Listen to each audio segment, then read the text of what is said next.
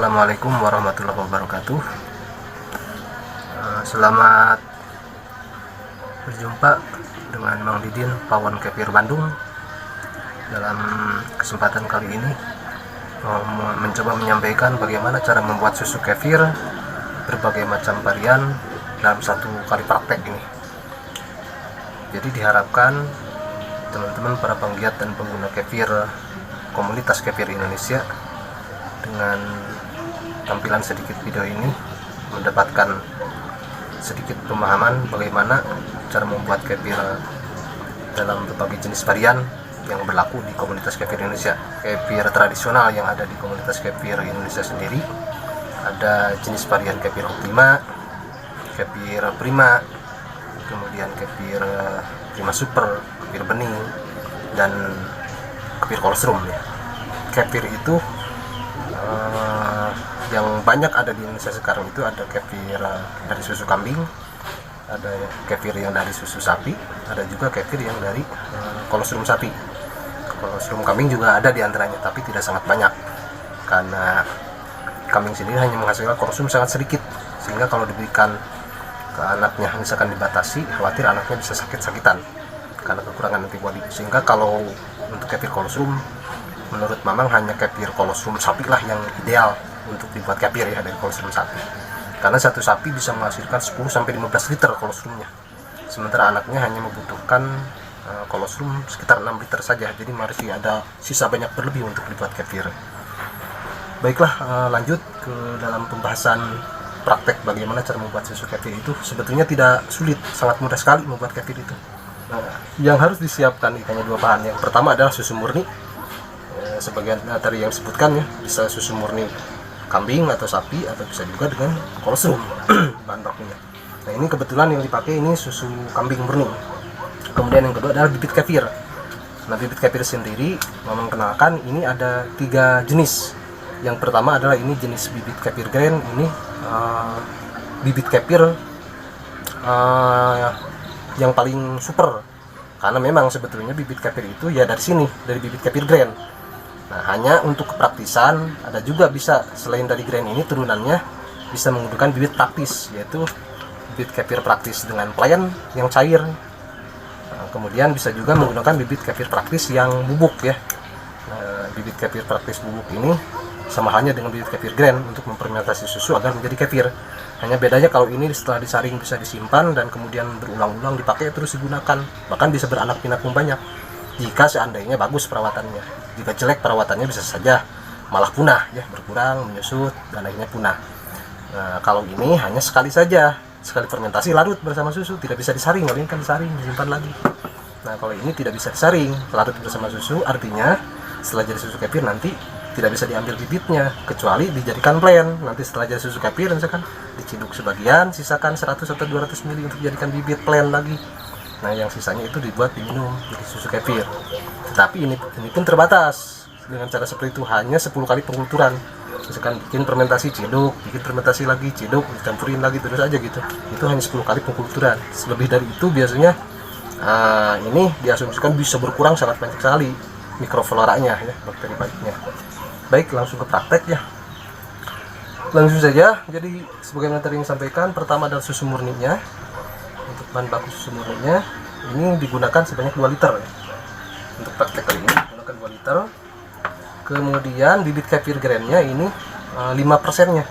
Jadi kalau di kalkulator dikalikan 2000 ml atau 2000 gram dikali 5 dibagi 100 atau dikali 5%, maka hasilnya adalah 100 gram ya. Nah, ini 100 gram. Jadi kita campurkan langsung.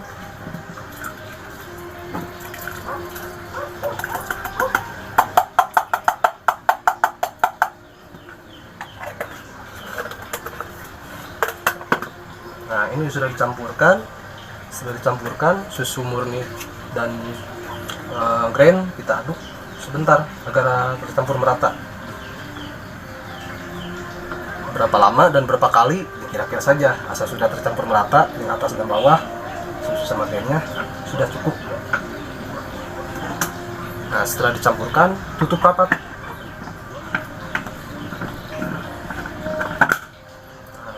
Setelah ditutup seperti ini, simpan di suhu ruang selama 24 jam ya. Jadi ditutupnya itu harus ditutup rapat di suhu ruang 24 jam. Jangan dengan kain ya. Jangan dengan kain karena itu pori-porinya besar kan, kain itu beda dengan ini, nggak ada pori-porinya, nggak bisa ditembus. Kalau misalkan dengan kain seperti apapun, itu khawatir wangi aroma susu sama bibit kefir ini akan tercium.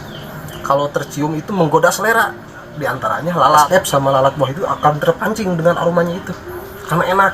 Akhirnya kalau dengan kain hinggap, setelah hinggap dia akan bertelur, nanti masuk ke dalam telurnya, menetas di dalam, akhirnya menjadi belatanya. Wajib ditutup rapat atau disebut dengan anaerob ya, karena fermentasi makhluk bersel tunggal itu bisa bernapas dia walaupun anaerob tanpa oksigen ya. Baik, ini kita diamkan 24 jam ya, di suhu ruang. Gimana kalau diselimutin? Boleh, silakan. Mau diselimutin pakai kain sarung boleh, asal yang bersih ya, jangan yang bau. Mau diselimutin dengan selimut yang tebal boleh, atau gini saja juga boleh, asal suhu ruang saja, atau dimasukin ke lemari misalkan digupet boleh, biar kelembabannya terjaga. Nah, nanti setelah 24 jam dia akan berubah bentuk, teksturnya ya, karena sudah terfermentasi dengan grain. Nah, ini contohnya ada yang sudah 24 jam. Ini simpen. Setelah 24 jam bentuknya akan seperti ini. Ini contoh yang 24 jam. Kemarin sore ini udah difermentasikan sengaja buat praktek ya. Bisa dilihat lebih dekat. Ini lebih kental kelihatannya tuh. Menggumpal kental ya. Nah, ini adalah gumpalan-gumpalan grain di bawah juga, yang di atas juga. Ini sudah 24 jam tanpa diaduk di 12 jam. Jadi kalau memang menggunakan pola yang tanpa pengadukan per 12 jam. Kenapa tidak diaduk di 12 jam? Biasanya kalau diaduk di 12 jam, ini suka ada kasus gagal. Tapi bukan gagal fermentasi, gagal tekstur. Ya, biasanya misalkan whey-nya lebih cepat keluar di atas atau di tengah, berhamburan di mana. Nah, itu menjadi gagal fisik. Nah, makanya memang menemukan, mencoba eksperimen dan menghasilkan metode dengan metode 24 jam tanpa pengadukan per 12 jam ini bisa dihasilkan teksturnya stabil. Ini udah 24 jam, aduk kemudian saring. Ya, biar tahu bagaimana cara penyaringannya, kita praktekkan saja ya. Ini sangat kental teksturnya ya, bisa dilihat. Nah, ini grainnya tuh kelihatan di atas, di bagian atas grainnya. Ini kita aduk.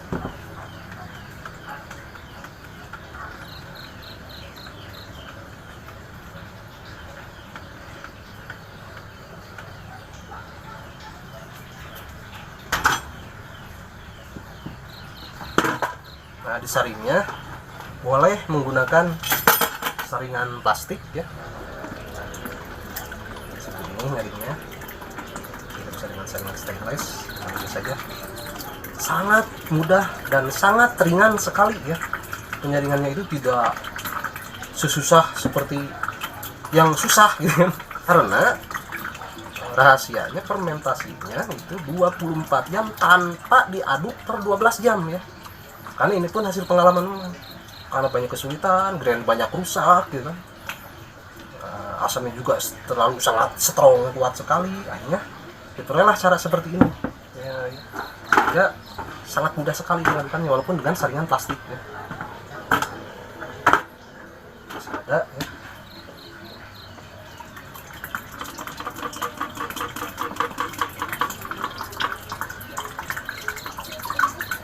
Digoyang-goyang sedikit saja langsung dia turun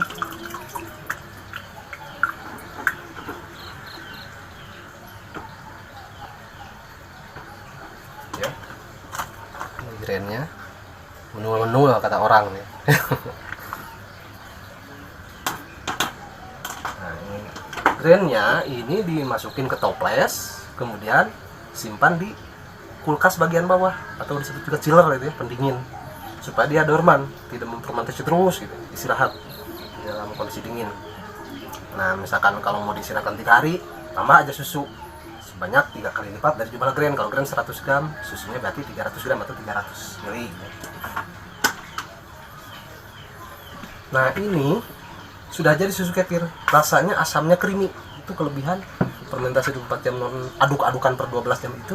Jadi teksturnya lebih stabil. Kemudian rasanya tidak terlalu sangat strong sekali, enak. Jadi kalau untuk pemula, untuk manula, untuk anak-anak, ini enak sekali rasanya. Tetapi misalkan kalau yang sudah biasa dengan yang suka yang sangat asam sekali, nah ini boleh dilakukan fermentasi ulang 24 jam di suhu ruang tanpa grain ya.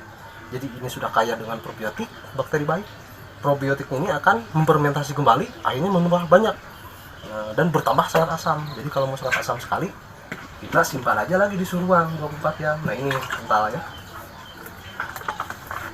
kentalnya luar biasa dan rasanya enak, seperti yogurt lah rasanya kalau 24 jam non aduk ini. Kita fermentasikan lagi 24 jam di suhu ruang supaya tambah asam lagi. Tapi ini pun sudah jadi. Ini namanya kefir optima. Kalau dari susu kambing berarti kefir optima susu kambing. Kalau dari susu sapi bahannya kefir optima susu sapi. Kalau mau bikin kefir prima atau prima super atau kefir bening, gimana caranya? Dari sini bahannya bisa dijadikan untuk lanjutan. Bisa dijadikan kefir prima, kefir bening dan lain-lain ya. Nah caranya ini yang 24 jam fermentasi yang sudah disaring tadi, kita simpan lagi di suhu ruang 24 jam. Namanya second fermentasi ya, fermentasi kedua non grain ya. Ceritanya kita fermentasikan 24 jam dan ini hasilnya setelah 24 jam kita ambil yang sudah jadi.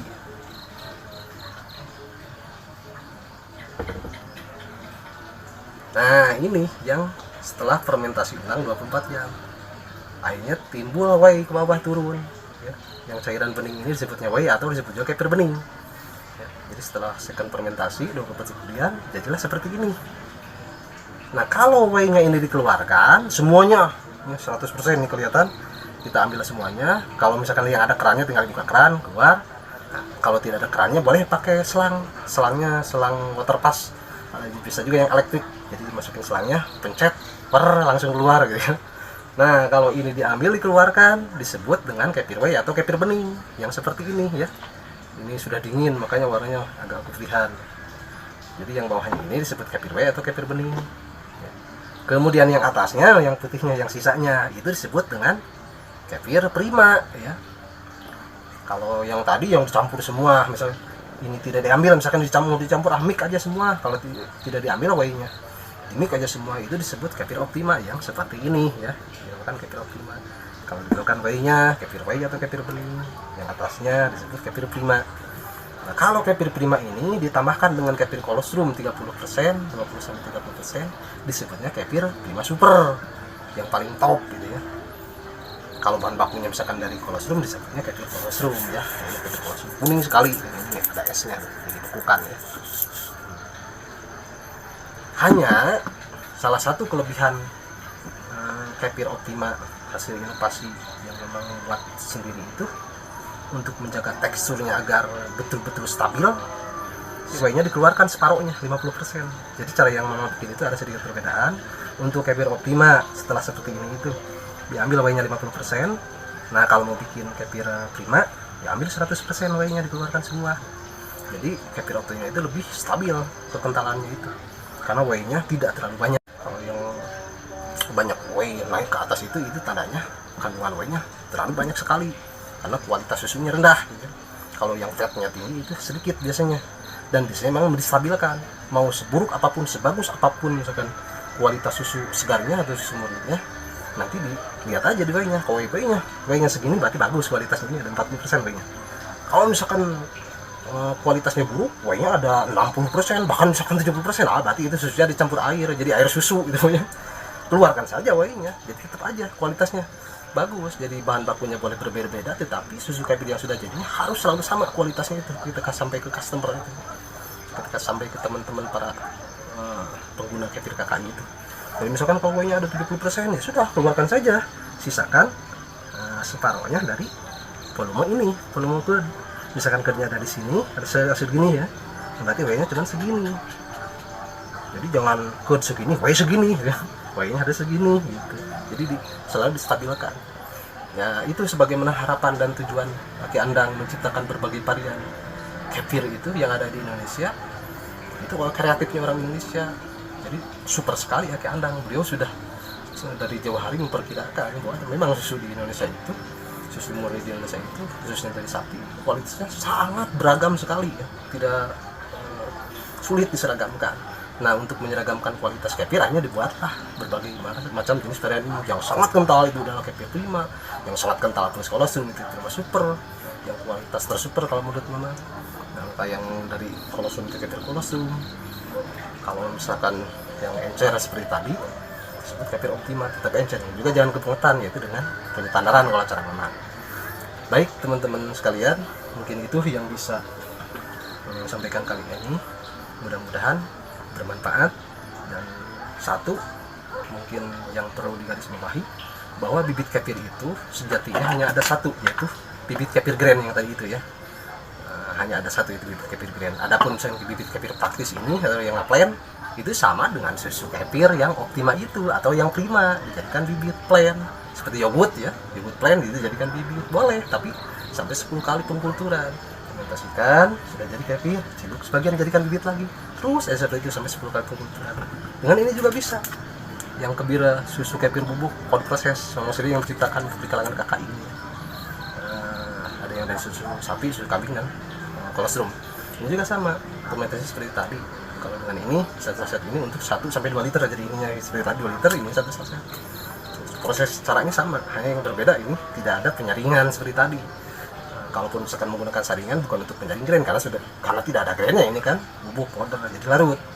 Adapun penyaringan bertujuan paling hanya untuk menghaluskan tekstur, karena grindel lah kan, pakai saringan, pakai sendok gitu, tekan-tekan sendok supaya teksturnya halus. Baiklah, itu mungkin yang bisa disampaikan. Semoga bermanfaat dan salam sehat sejahtera bersama kefir.